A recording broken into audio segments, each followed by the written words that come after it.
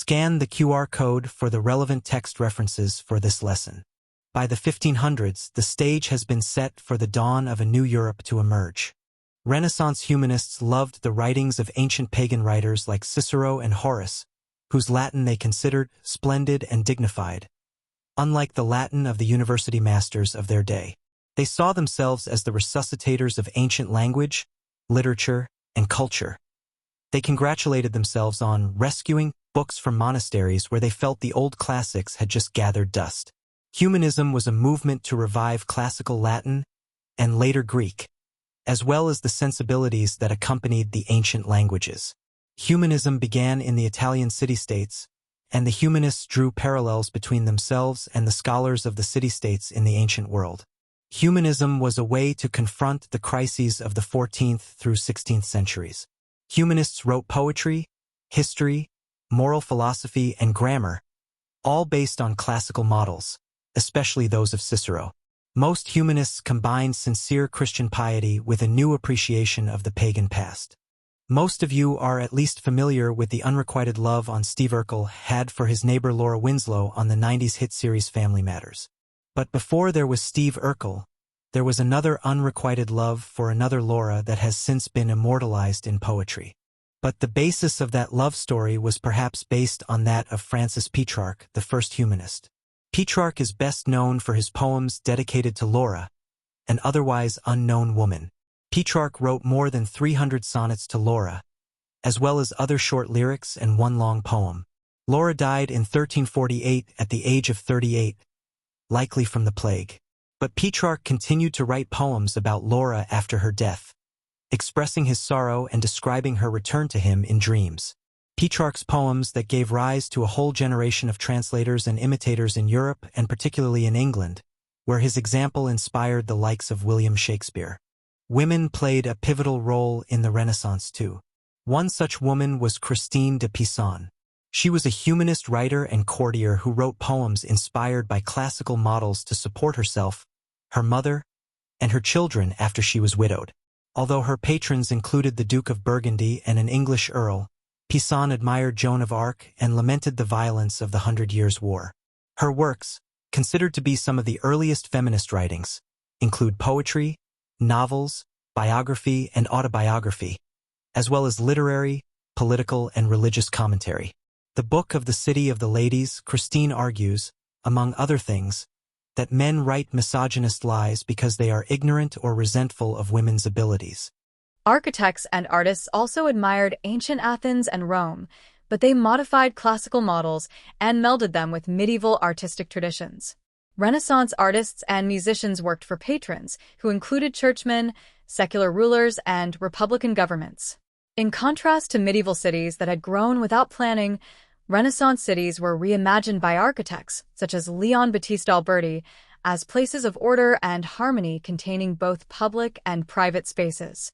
Renaissance architectural features included piazzas, open public squares, porticos, covered walkways of columns, and regular geographical forms inspired by classical buildings. Examples of Renaissance architecture include Duke Federico's palace at Urbino, designed by Luciano Lorana, and Alberti's new facade for Santa Maria Novella in Florence. The sculptor Lorenzo Ghiberti melded classical and medieval elements in his design for bronze doors for a baptistry in Florence. Depicting the Old Testament story of the sacrifice of Isaac by Abraham, the sculpture of Isaac was modeled on classical nudes, while Abraham and the catafoil frame were drawn from medieval models. Cast in a single piece, the bronze doors also reflected new technology.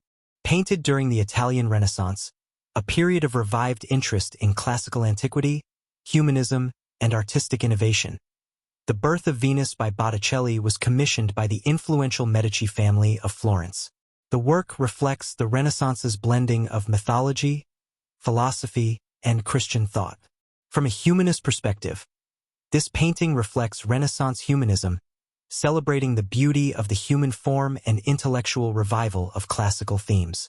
Venus is the embodiment of divine love and ideal beauty. The seashell is a symbol of fertility and life. The roses represents love's purity and pain. Thorns are absent here, idealizing love. The wind and spring represent the forces of nature aiding divine beauty's integration into the earthly world. This painting is The Martyrdom of Saint Sebastian by Antonio Pagliuolo, a key work from the Italian Renaissance, now housed in the National Gallery, London. Commissioned for devotional purposes, it reflected the Catholic Church's emphasis on saints and martyrdom. Pagliuolo was celebrated for his understanding of human anatomy and dynamic composition. The work depicts the martyrdom of Saint Sebastian, a Roman soldier turned Christian who was executed for his faith. Saint Sebastian is tied to a tree and shot with arrows, an act he endures with serene expression, emphasizing his faith and devotion. Saint Sebastian was widely venerated as a protector against plagues, making his story particularly relevant during the time. Saint Sebastian represents faith, resilience, and divine grace in the face of suffering. In the arrows, we see symbolizes of martyrdom, pain, and salvation through Christ. The tree is a metaphor for life and the connection between earth and heaven. Created during the Northern Renaissance by Jan van Eyck, this work reflects the period's focus on detail, realism, and symbolism. Commissioned by Nicholas Rollin, who was the Chancellor of the Duchy of Burgundy, as a devotional piece, this work exemplifies the Northern Renaissance's emphasis on oil painting techniques and intricate, symbolic storytelling. Here, the main figure is Nicholas Rollin and is depicted in prayer before the Virgin Mary and the Christ child. The Virgin Mary is enthroned, holding the Christ child, symbolizing her role as Queen of Heaven and intercessor. The setting transitions seamlessly from a sacred interior to a detailed cityscape beyond, emphasizing a connection between divine and earthly realms. Key elements of the composition include Chancellor Rollin, kneeling in prayer, dressed in luxurious robes, showcasing his status and piety. His presence reflects the Northern Renaissance trend of integrating patrons into religious imagery. Virgin and Child. Mary is crowned by an angel, symbolizing her divine authority. The Christ child blesses Rollin, which illustrates the relationship between the human and divine. Mary's rich red robe emphasizes her royalty and purity. In the background, there is a detailed cityscape visible through the arches features a bustling town, rivers, bridges, and a distant horizon. These elements reflect Van Eyck's mastery of perspective and interest in merging divine and secular worlds. Consider further the devotional purpose this painting serves. It is a visual meditation for Rollin, which emphasizes his connection to divine grace through prayer and patronage. Political symbolism reflected Rollin's power and influence in Burgundy, aligning his earthly role with divine favor. This work reflects elements of humanism, which is a hallmark of Renaissance thought.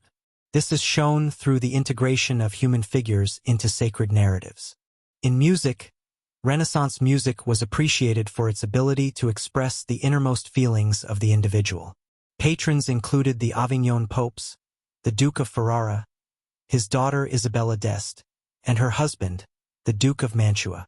Composers included Josquin des Prez, who was the Duke of Ferrara's chaplain, and Bartolomeo Tromboncino, who was Isabella's favorite. As a major sponsor of music, the church needed choirs of singers, and many composers got their start as choir boys. The Great Schism encouraged more musical production as rival popes sought to outdo each other. Renaissance musicians such as Josquin des Prez found new ways to compose expressive music by juxtaposing images of classical mythology with Christian liturgy to convey personal emotion. We will now look at the creation of modern Europe and the development of the nation-state. Throughout the 1400s and 1500s, new nation-states begin forming across Europe. In Eastern Europe, Bohemia experienced religious and political crisis as the nobility, both Hussite and Catholic, clashed, and most of Europe considered Bohemia a heretic state. Further north, cities, rather than the landed nobility, held power. The most successful alliance of cities was the Hanseatic League, a loose federation of mainly North German cities formed to protect their mutual interests in defense, trade, and art. The Hanseatic League linked the Baltic coast with Russia, Norway, the British Isles, France, and the cities of Italy. In the 15th century, the Hanseatic League confronted new rivals and began a long, slow decline.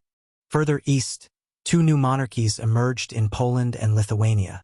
Formed in the 10th century, By 1300, Poland had begun to recover from the devastating Mongol invasions.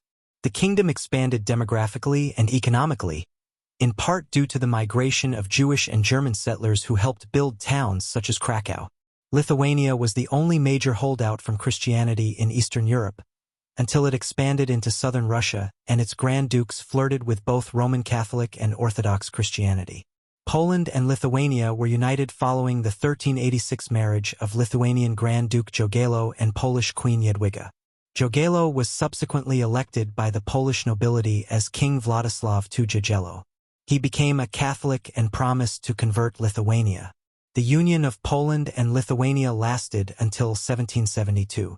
The kingdoms of France, England, Spain, and the Duchy of Burgundy dominated 15th-century Western Europe, although Burgundy had disappeared by the end of the century. The Kingdom of Spain was created by the 1469 marriage of Isabella of Castile and Ferdinand of Aragon. Isabella and Ferdinand ruled jointly over their separate dominions, but they consolidated their central power through taxation, bureaucracy, and ideology that glorified monarchy. Marriage between the Duke of Burgundy and the heiress of Flanders created the Duchy of Burgundy. Although most of Europe was dominated by monarchical power, there were three important republics: Switzerland, Venice, and Florence. All three prided themselves on traditions of self-rule, but all three were dominated by elites, or even by one family. By the end of the 14th century, the Swiss Confederation had developed out of an alliance among the cities of the Alpine region of the Holy Roman Empire. Originally their purpose was to keep the peace, but they pledged to aid one another against the Holy Roman Emperor. Wealthy merchants and tradesmen, rather than the landed nobility, dominated the Swiss Confederation, although ordinary people had some political importance in rural communes. The Swiss were known for their independent stance against the emperor, their republican freedom, and the hiring out of poor foot soldiers as mercenaries to kings elsewhere in Europe. Venice became the center of an extensive empire, with merchant ships crossing the Mediterranean and an excellent navy. In the 15th century, Venice began to conquer land in northern Italy and came up against the equally powerful city-state of Milan. With the 1454 Peace of Lodi, Venice and Milan ended their struggle for control of the eastern part of northern Italy. The Peace of Lodi was signed the year after the Ottoman conquest of Constantinople, and Venice wanted to end its conflict with Milan so that it could direct its energies against the Turks. However, the Venetians also traded with the Ottomans, and the two powers influenced each other's art and culture. Venice was ruled by a Great Council dominated by the city's most important families. The Great Council elected the Doge, who was the leading magistrate. The ordinary people of Venice never revolted against their government, as did the popolo of other Italian cities. Venice's location on water may have been a factor in this, as much central planning was required to maintain the city's buildings and services.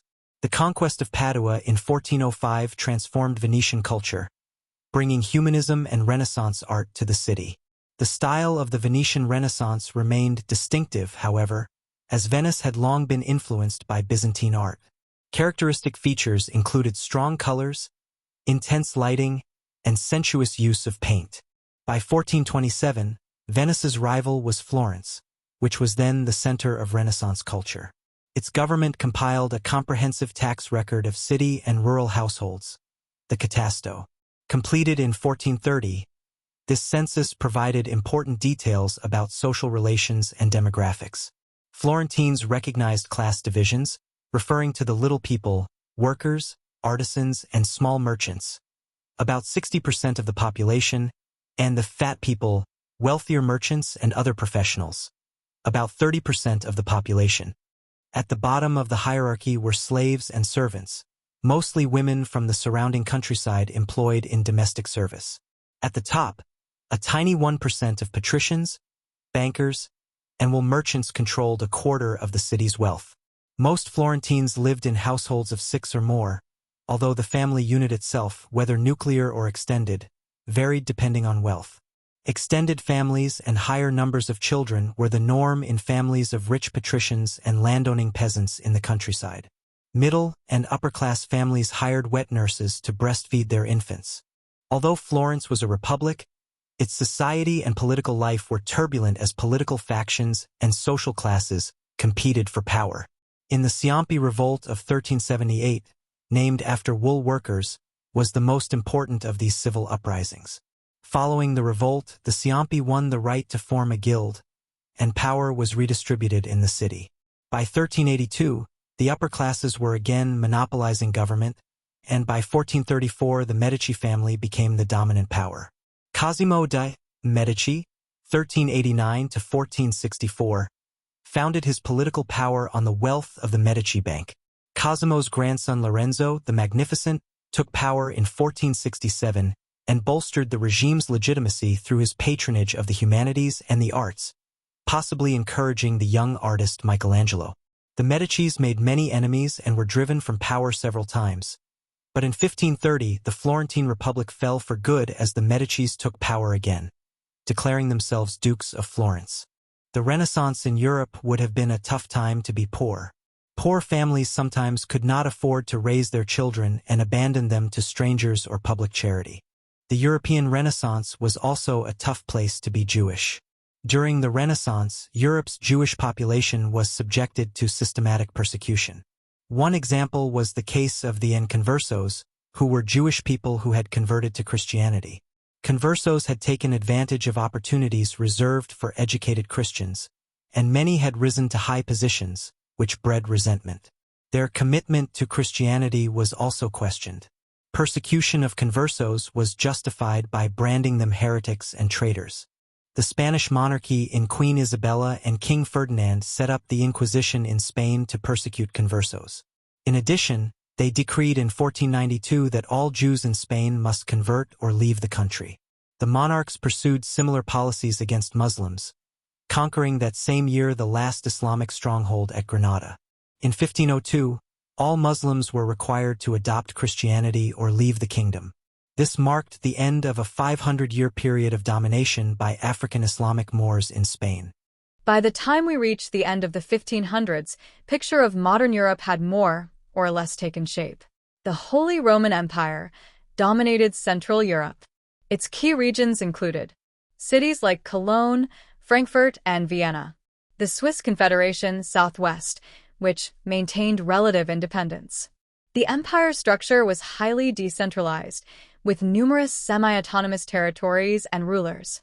Hanseatic League, situated in north-central Europe, included the significant cities include Lübeck, Hamburg, Danzig, and Riga. The League was an economic alliance of merchant cities in northern Europe that dominated trade in the Baltic and North Seas. Primary goods traded included timber, furs, grain, and textiles.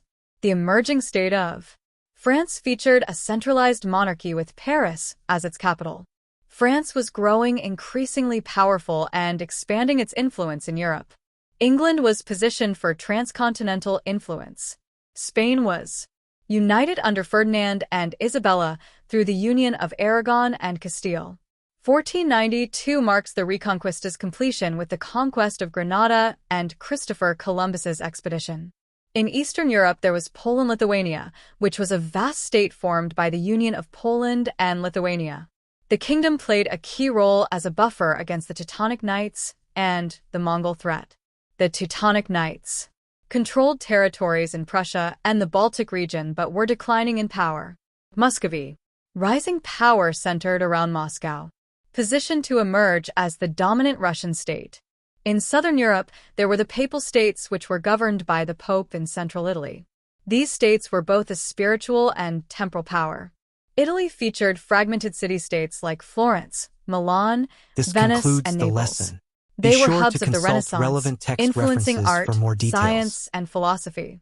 In the Ottoman Empire, we see expansion into southeastern Europe, posing a significant threat to Christian Europe. This kingdom controlled key trade routes, including access to the Mediterranean and Black Sea.